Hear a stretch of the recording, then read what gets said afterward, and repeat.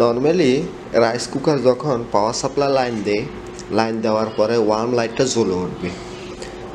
আমি power supply line দিলাম, worm লাইটটা জ্বলে উঠছে। এরপরে সুইচ বাটন দিলে আমার কুকের লাইটটা জ্বলবে। এখন কুকের লাইটটা জ্বলতেছে, ওয়ার্ম লাইটটাও আপনার জ্বলতে মানে আসছিল। তো সেহেতু কি কেন আমার এটা গরম হচ্ছে না, আসুন দেখি আমরা এটা খুলবো এবং এটাতে কি সমস্যা দেখব। ভিউয়ার্স, এটা আপনার সুপার কুইন নোভা মডেলের একটা রাইস কুকার। তো এখানে একটা স্ক্রুড্রাইভার আছে, স্ক্রুপের নাট আছে। এটা খুলবো।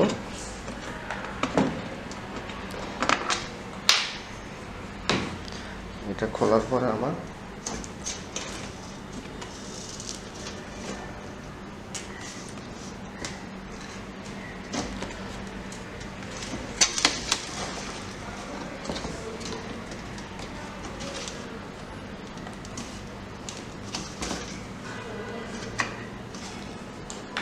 তৈরি আছে।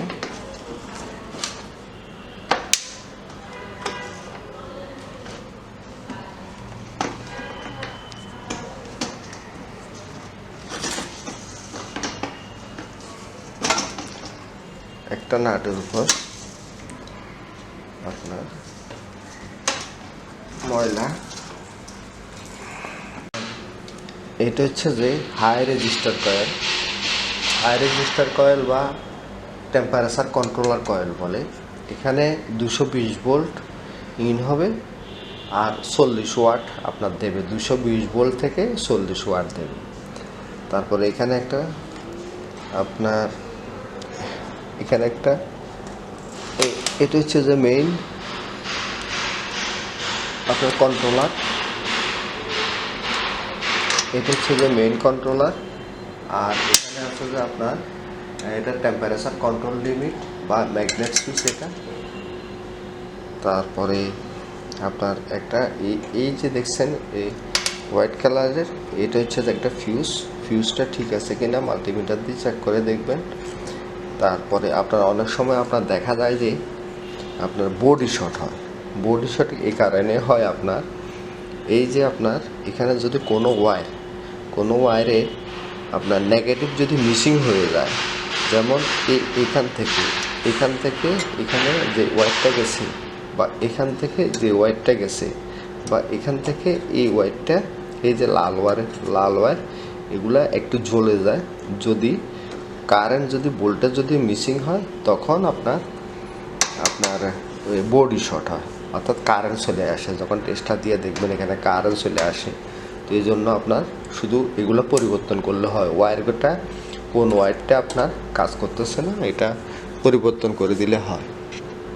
এখন মাল্টিমিটার দিয়ে আমি আমার ইয়াটা দেখব, আপনার ফিউজটা দেখব, আমার ফিউজটা ঠিক আছে কিনা। ফিউজের দুই প্রান্ত, এক প্রান্ত এখানে আর এক প্রান্ত এখানে। হ্যাঁ, আমার ফিউজ ঠিক আছে, টেস্টিং ঠিক আছে। তারপরে ম্যাগনেটিক সুইচটা ঠিক আছে, শুধু এই কন্ট্রোলার সুইচটা দেখেন এখানে আপনার এটা খুলে গেছে। রেজিস্টার কয়েলটি খারাপ হয়ে গেছে।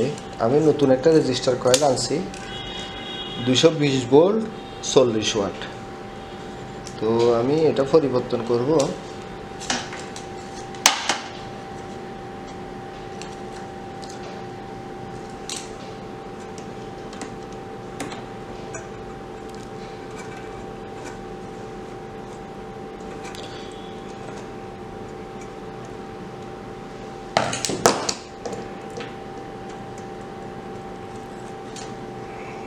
এটা ফেলে দিলাম।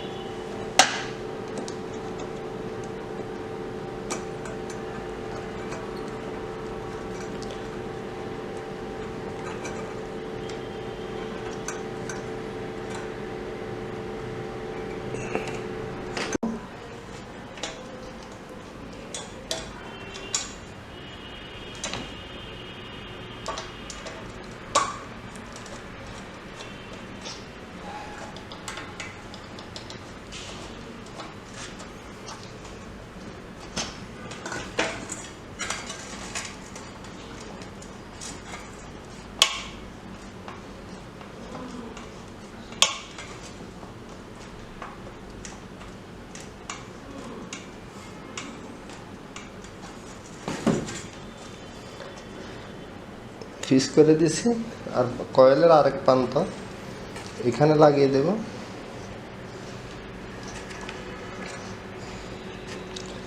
এই যে এই প্রান্ত থেকে এই প্রান্ত আসছে,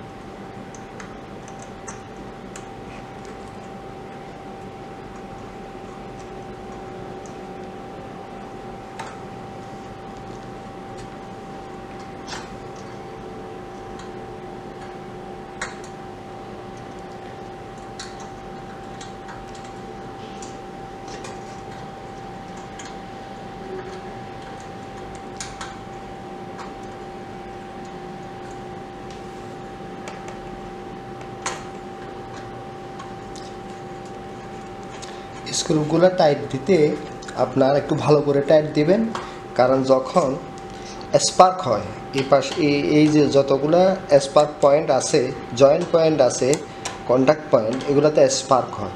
তো ভোল্টেজ যখন স্পার্ক হয় অনেক সময় আপনার এগুলা জ্বলে যায়, মরিচা জ্বলে যায়। তো এই জন্য হয়টা কি আপনার শর্টেজ হয়, আপনার বোর্ডে শর্ট হয়। এই কারণে যখন নেগেটিভ প্রান্ত বা কোনো একটা ভোল্টেজ যাইতে পারে না, বাধাপ্রাপ্ত হয়, তখন বডিতে কারেন্ট আসে। এই জিনিসটা খেয়াল করবেন।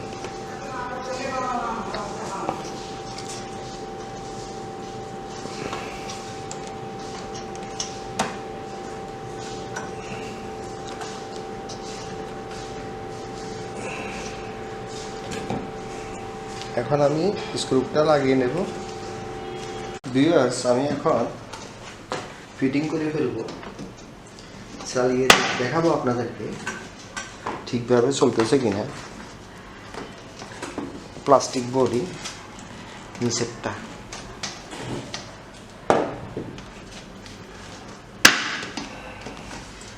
একটা স্ক্রু আছে, এটা টাইট করে দেব।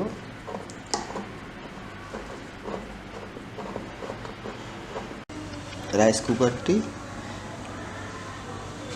এই যে জলীয় বাষ্প উপর থেকে বের হতে শুরু করছে।